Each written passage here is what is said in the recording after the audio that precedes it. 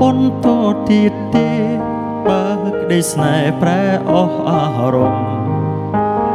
សន្យាមកគុំយំ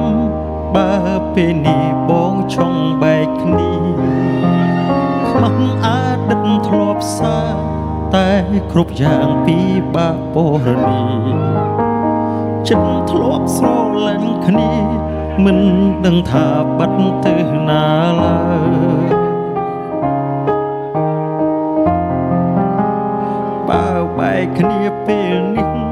មិនធ្វើឲ្យអូនឈឺចាប់យូររកអ្នកថ្មីជាគូគុំតស៊ូនឹងមនុស្សដូចបងបែកពីអូនមិនមែនមានថ្មីក៏មិនយល់ថាមកពីអ្វីគ្រាន់តែដឹងថានិស្ស័យយើងទាំងពីរលែងជាសង្សារសុំបែកអូនមិនមែនថ្មីគុំគិតថាបងក្បត់ស្នេហាតែអារម្មណ៍ជាសង្សារបាត់អស់ហើយ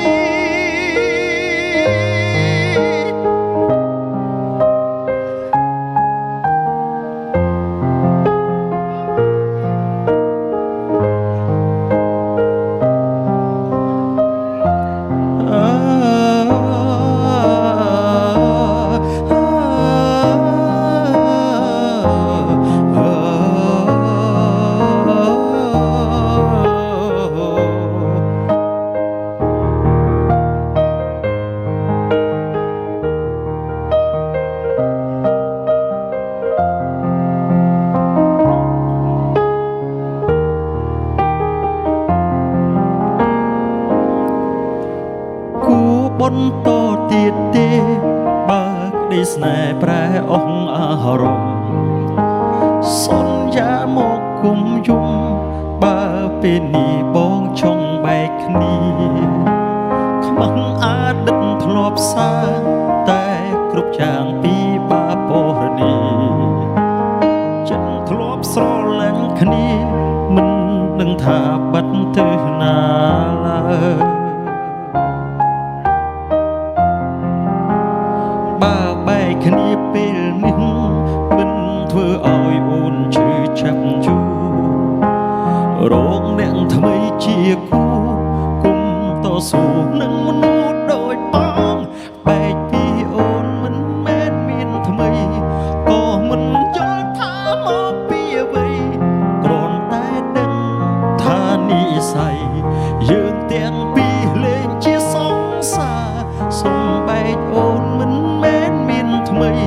គុំគិតថាបងក្បត់ស្នេហាតែអារម្មណ៍ជាសង្សារបាត់អស់ហើយបែកពីអូនមិនមែនមានថ្មីក៏មិនយល់ថាមកពីអ្វីគ្រាន់តែដឹងថានិស្ស័យយើងទាំងពីរលែងជាសង្សារសុំបែកអូនមិនមែនមានថ្មីគុំគិតថាបងក្បត់ស្នេហាតែអារម្មណ៍ជាសង្សារបាត់អស់ហើយសន្យាមកថាអូនគុំយល់